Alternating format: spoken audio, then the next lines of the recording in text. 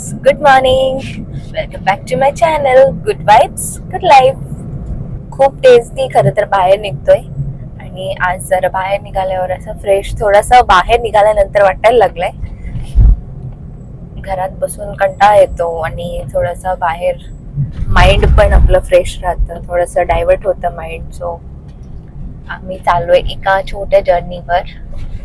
तसा हा plan pre plan नव्हता, अचानक आलं माइंड मध्ये की जाऊया आणि आम्ही निघालोय. आता बघूया, बुकिंग वगैरे आमची काहीच झालेली नाहीये, रूम्सची कसलीच बुकिंग नाही झालेली आहे.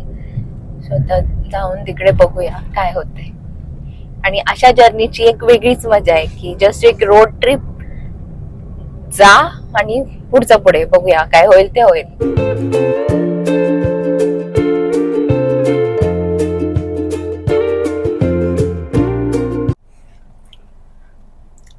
आम्हाला गाडीत बसून ऑलमोस्ट 2.5 तास झालेला आहे आणि आम्ही स्टील ट्रॅफिकमध्ये अटकलोय. आता न्यू इयर आणि क्रिसमसवाला सीझन चालू आहे, सो सर्व लोक फिरायला निघालेत आणि आम्ही खूप बेकार ट्रॅफिकमध्ये अटकलोय. ॲक्च्युली 1.5 तासामध्ये पोचायला पाहिजे होतं, बट 2.5 तास झालेत तरी आम्ही ट्रॅफिकमध्येच आहेत आणि अजून 40 मिनिट्स लागणार आहेत असं दाखवतंय. Fingers crossed.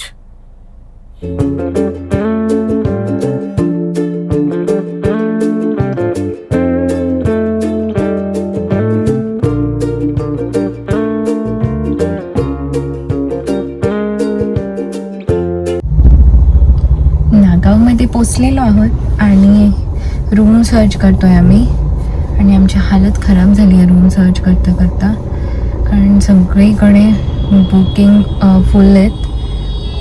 बघूया आता, 1-2 ठिकाणी इन्क्वायरी केली, तिथे आहेत रूम्स. सो लेट्स सी, त्याच्यापैकी जो बेटर रूम असेल तो आपण सिलेक्ट करूया. हॅलो गाईज, आत्ताच खूप मुश्किलने आम्हाला रूम मिळाली आणि जरा फ्रेश होऊन बीचवर आलो आहे. आणि अलिबाग बीचवर आज, नागाव बीचवर आज नेहमीपेक्षा खूप जास्त गर्दी आहे. बघू शकता किती जास्त लोक आले. इनफॅक्ट एंट्रन्सला तर यायला पण आम्हाला व्यवस्थित चान्स मिळत नव्हता, एवढी गर्दी आहे. आणि छान वाटतंय, म्हणजे ते वाईब्स येत आहेत की न्यू इयर येणार आहे, त्याचे वाईब्स आहेत. अलिबाग हे रायगड जिल्ह्यातील 300 वर्ष जुनं किनारपट्टीचे एक सुंदर आणि निसर्गरम्य असे शहर आहे. महाराष्ट्रातील मिनी गोवा म्हणूनही अलिबागची ओळख आहे.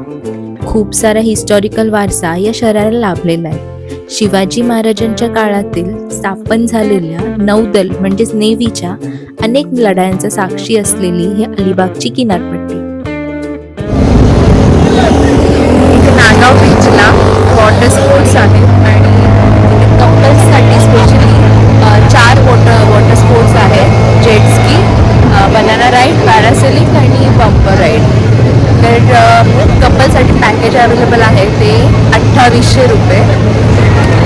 आणि तुम्ही जर सिंगल येत असाल तर पर पर्सन 1800 पासून स्टार्ट होतं आहे, जे की डिपेंड करतं, सीझन वाईज डिपेंड करतं ते, आणि प्राइजेस डिफरंट आहेत.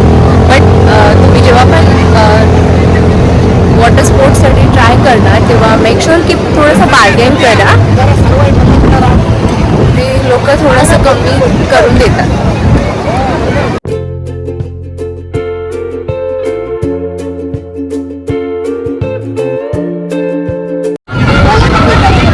बीचवर लहान मुलं खेळत आहेत आणि एकदम जत्रावाला माहोल झालेला दिसतं. खूप छान वाईब्स आहे.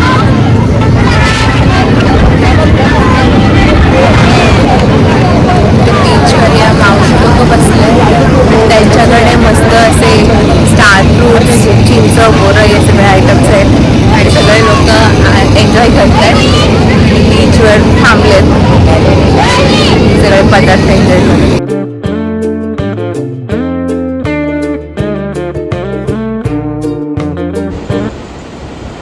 रात्री कितीतरी लेटपर्यंत या सुंदर लाटांचा आणि बीचचे वाईब्स एन्जॉय करत बसलो.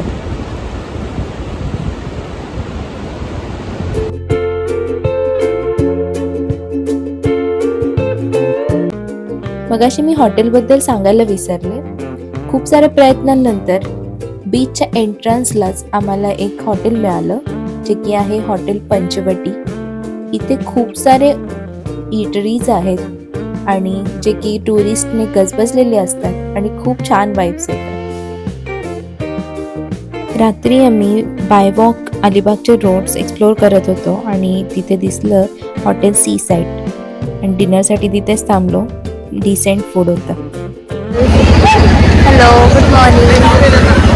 आज आहे डे 2 इन अलिबाग आणि आम्ही ब्रेकफास्ट वगैरे करून परत आलो आहे बीचवर आणि इथे तुम्ही बघू शकता सगळे वॉटर स्पोर्ट्स वगैरे स्टार्ट झाले आहेत आणि एन्व्हायरमेंट खूप मस्त मस्त हॅपी मस्त वाईब्स आहेत, वीकेंड वाईब्स आहेत. गोव्याला जाण्याची गरज नाही आहे.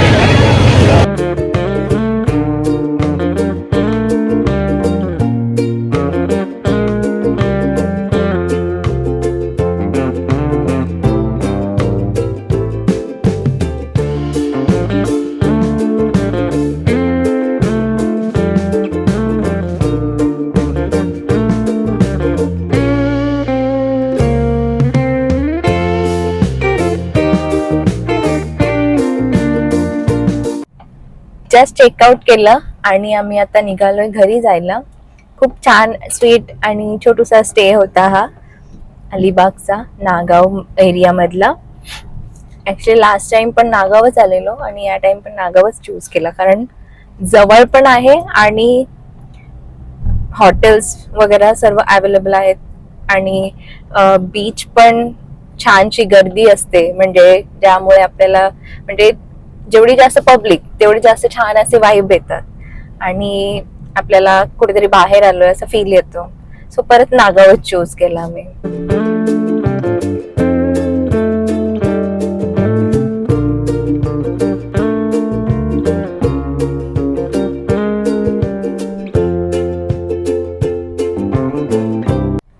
आता लगेच परत घरी जाणार आहेत की नाही माहिती नाही, बट बघूया.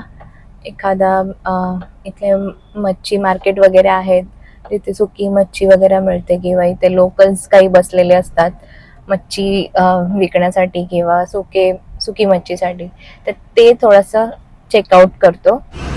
मावशी काय विकताय? कसे दिले? 200 रुपये वाटा. हा 200 वाटा आहे. हे कालवे खाडीत मिळतात, समुद्रामध्ये आणि खाडीमध्ये मिळतात. मावशींनी 200ला एक वाटा लावलेला आहे. ठीक आहे, थँक्यू मावशी.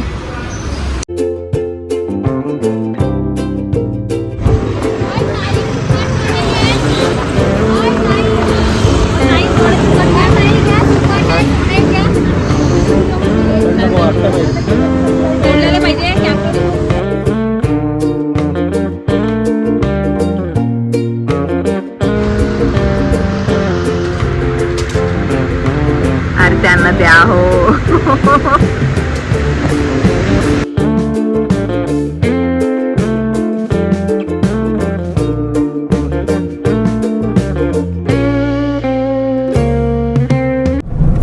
आता जस्ट जेवण झालं आमचं.